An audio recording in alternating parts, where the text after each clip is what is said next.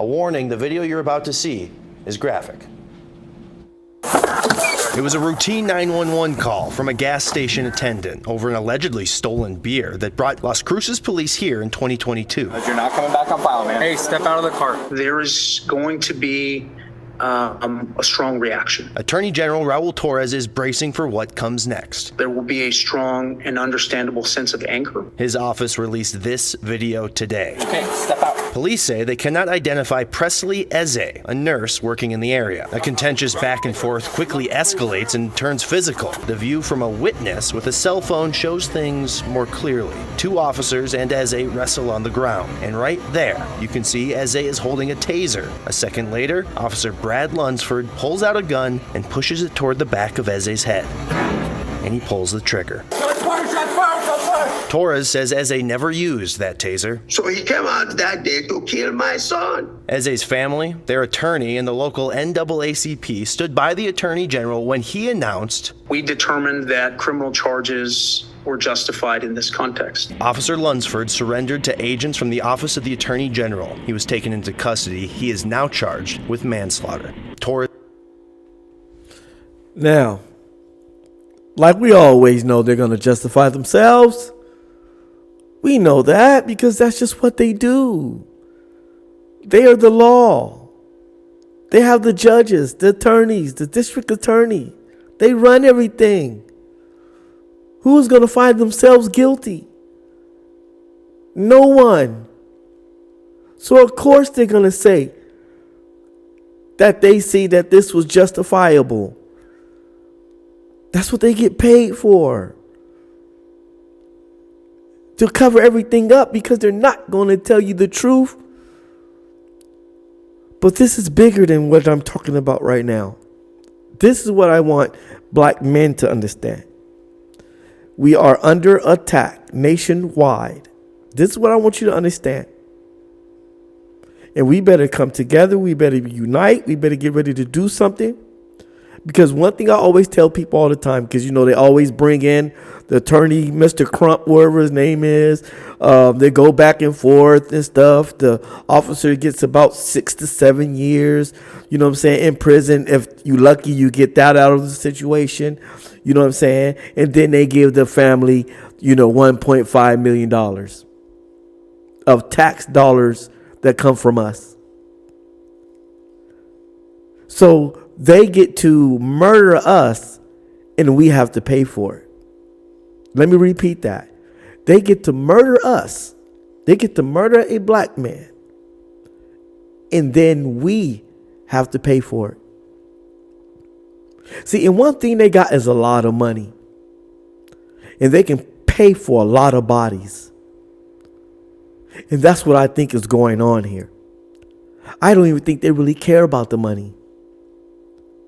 I think they just want to try to knock off as many black men off this planet that they can. They want to kill us because we have the seed to the black culture. And if they kill the man, they kill the black culture. That's what it's about. So they got plenty of money to throw around. This is not about justice. This is about a mission. And this is what I tell people all the time. I say, you know what? The things that they do is because they know by the time you overturn a law, the damage has already been done. And this is what they live by. Well, the damage has already been done. We put crack cocaine into your neighborhoods. We finally passed a law that will make cocaine powder and cocaine crack equally. But the damage has already been done. See, that's the code that they live by. The damage has already been done. So when they murder off 1.5 million black men and stunt the growth of black people in America and stunt the growth of the black family in America, and we finally come out with a law that keeps them from doing that, an anti-lynching bill, whatever you want to call it, by the time they give it to us, the damage has already been done. And that's the creed that they live by. That's the system that works for them. That's the system that works in their behalf. Okay? The damage has already been done. So yeah, you can legislate. You can try to pass laws. You can do all that stuff, fight them in court for 15, 20 years. By the time you do get the law, the damage has already been done. This is chess, not checkers, people.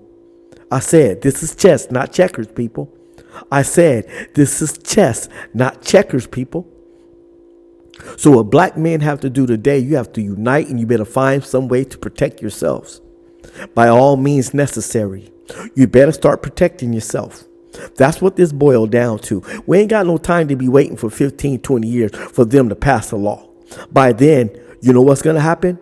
The damage is going to already be done. Okay? Stay woke. No, stay awake.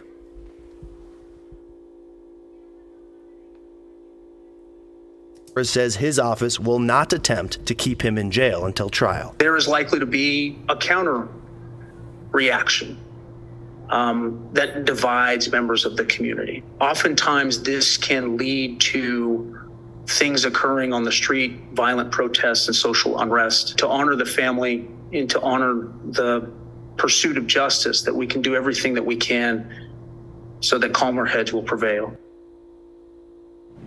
Some today say the city of Las Cruces tried to cover up what happened by not releasing public information. But an outside attorney for the city categorically denies those allegations. He says the city was surprised to learn that Officer Lunsford was getting criminally charged and had no communication with the AG ahead of today's announcement. AG Torres says, meanwhile, there is a need for statewide independent investigators and prosecutors to look into cases like this one. Last note here, Julie, Officer Lunsford was booked and released today. We're going to continue to follow his case. Definitely.